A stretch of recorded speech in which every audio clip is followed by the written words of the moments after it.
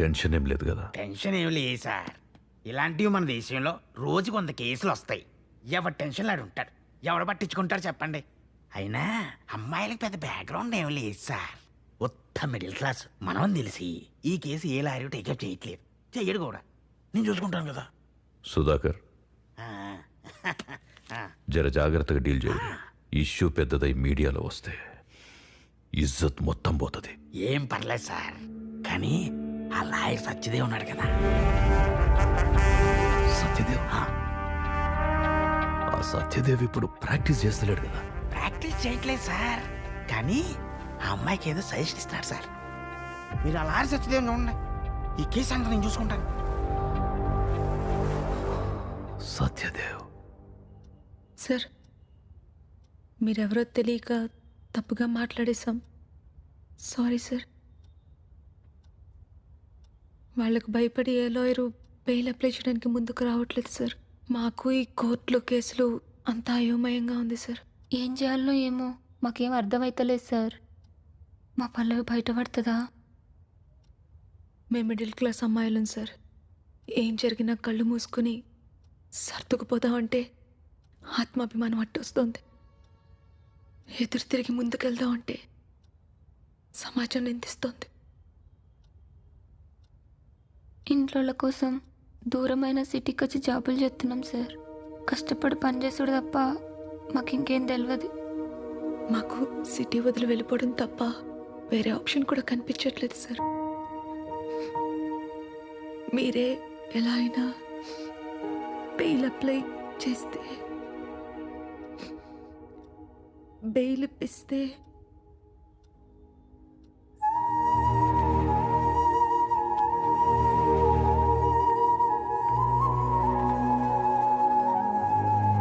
Sir, మీరు జనం కోసం ఎన్నో కోల్పోయారు, కానీ మీరు దూరమై జనాల జీవితాలనే కోల్పోతున్నారు. మీ మౌనం అలాంటి వాళ్ళకి శాపం కాకూడదు సార్.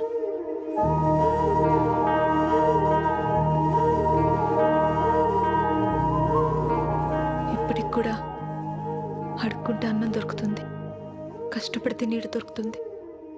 కానీ ఏం చేసినా మాలాంటి సామాన్యులకి న్యాయం మాత్రం దొరకట్లేదు సార్.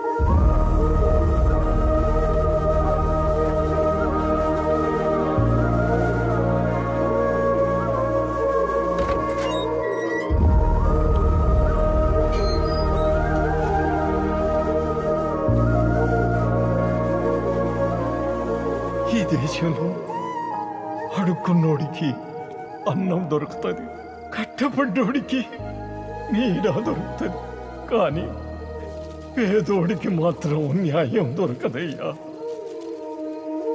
మాలాంటి సామాన్యులకి న్యాయం మాత్రం దొరకట్లేదు సార్. మీ మౌనం మాలాంటి వాళ్ళకి శాపం కాకూడదు సార్.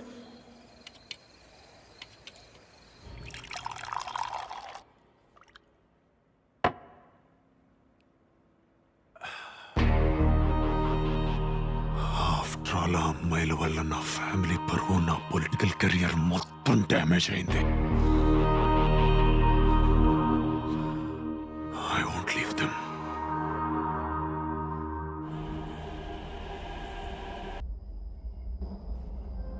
సరే,